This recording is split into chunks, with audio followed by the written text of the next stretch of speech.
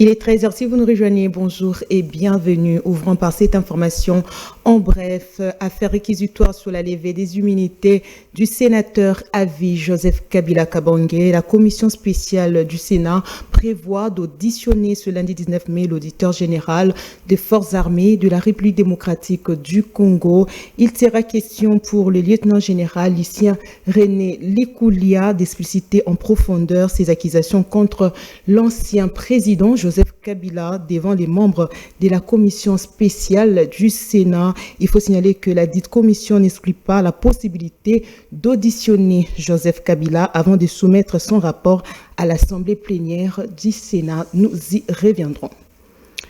Toujours dans les mêmes chapitres, la levée des immunités de Joseph Kabila, les notables Katangé crient à l'acharnement contre l'ancien président de la République et sénateur à vie. Dans une déclaration faite le week-end, ces derniers ont affirmé qu'au vu de son statut, la levée de ces immunités doit obéir à des procédures strictement encadrées. Suivez.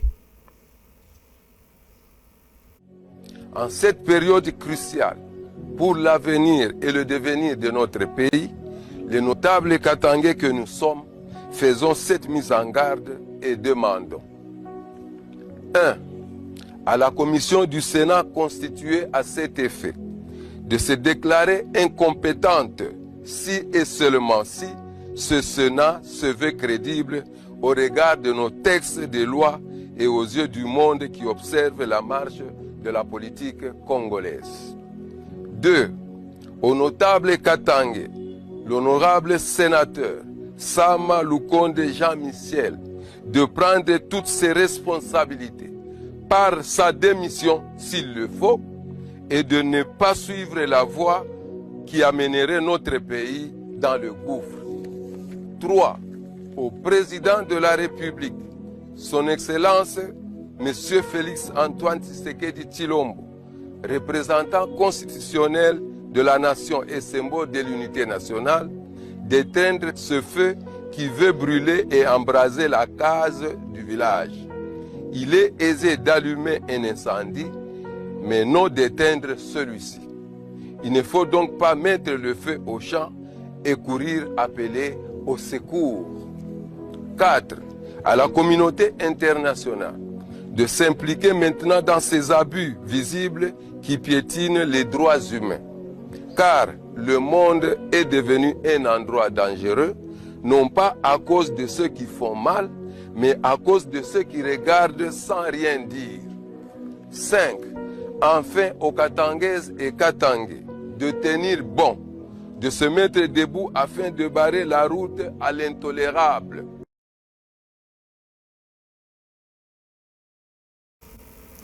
Parlons de la situation sécuritaire dans l'Est de la République démocratique du Congo. Les médiateurs de l'Union africaine et les panels des facilitateurs désignés dans le cadre de la médiation africaine pour la paix dans l'Est de la RDC ont mis en place des stratégies pour mener à bien leur mission. Emne Kambidio pour le reportage.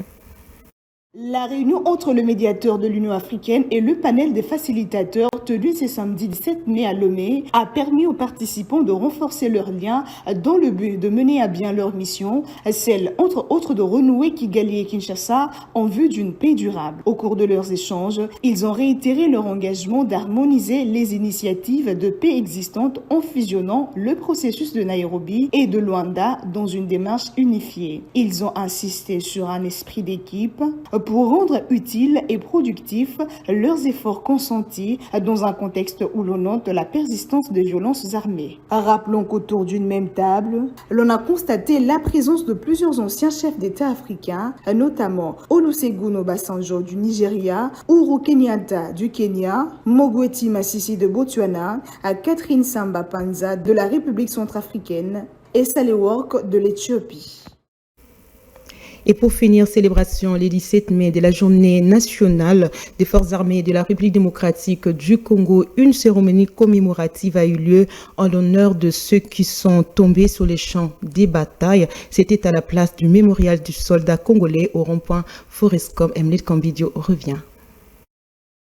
Le VPM de la Défense nationale a rendu ce 17 mai hommage aux soldats congolais à l'occasion de la journée nationale lui dédiée. À cet effet, un culte écuménique a été organisé pour rendre hommage aux soldats congolais tombés sur le champ d'honneur et ceux qui servent encore sous le drapeau au prix du sacrifice ultime. Plusieurs prédications portées par les aumôniers militaires des différentes confessions religieuses ont encouragé la bravoure et le sens patriotique de ces héros qui sont tombés armes à main. Le patron de la Défense nationale s'est également joint à eux pour exprimer sa reconnaissance et sa fierté aux défenseurs de la patrie en ces termes, je cite, « Cette journée nous permet de rendre hommage à tous les soldats qui ont sacrifié leur vie pour la défense de la patrie, la défense du pays. C'est ici le lieu, au nom du chef de l'État, de féliciter et encourager tous les militaires qui ont choisi librement de défendre la patrie jusqu'au sacrifice suprême. Nous saluons également la volonté affichée des Wazalendo pour la défense de la patrie et pour leur élan patriotique qu'ils ont montré jusqu'aujourd'hui. »